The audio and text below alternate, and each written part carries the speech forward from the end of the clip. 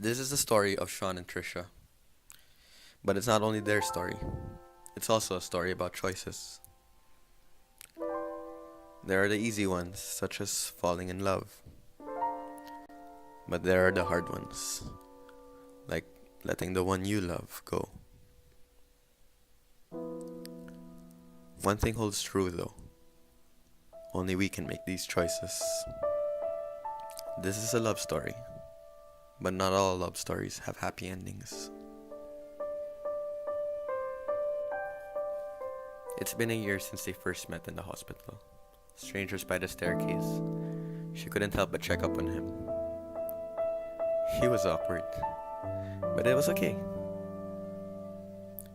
He made her smile in a way you can't explain. The best type of smile. So she couldn't help it. And they just had to go and get something to eat. And yeah, maybe something did start. There and then. And the rest was history.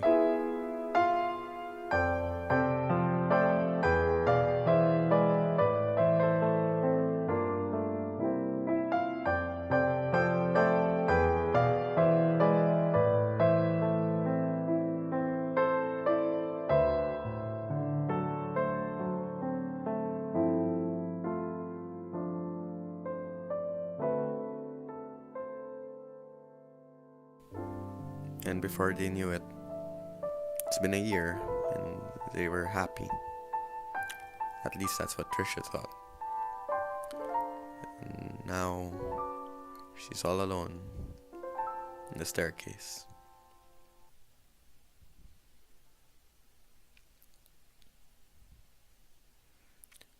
A month has passed and Trisha got a visitor, a mutual friend of theirs from the hospital. She wonders why she's here now. She hasn't heard from Bello ever since they broke up. Her friend brought her a letter, but she didn't want to stay. So she left her to read the letter. And maybe she can finally get her closure.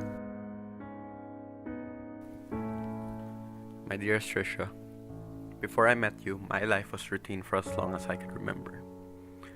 As an oncologist, I watched my patients go through the worst parts of their lives, and without hope of healing, all they needed was just someone to be there.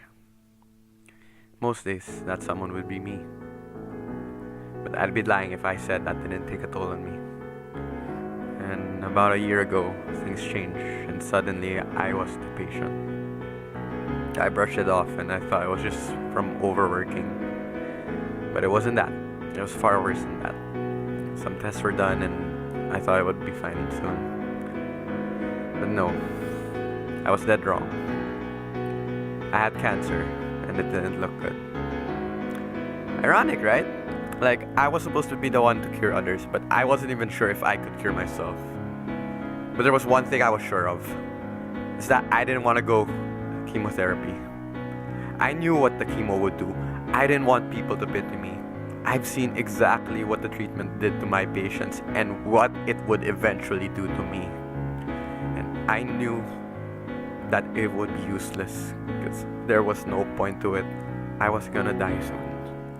And what use would those extra months be if I couldn't live? But yeah, I got dragged into chemo.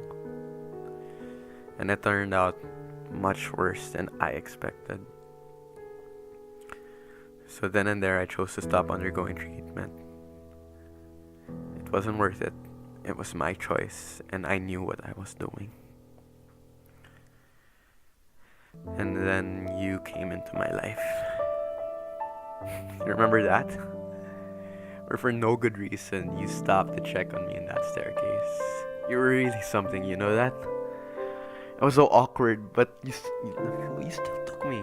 You took me out for a meal and a walk. I never told you how much I needed that, and I never thanked you enough. But now I have to apologize. I'm sorry for keeping everything from you. I'm sorry for being so selfish. I'm sorry that I had to leave you. And no matter how much I wanted to stay, I've already made my choice, and I didn't want to be a burden for anyone. No, not a day goes by that I haven't thought of you. You were the bright spots of my days and the dreams of my nights. So thank you again for choosing to stop on that staircase. Now, my love, smile like you always did with me. Smile like how you made me smile.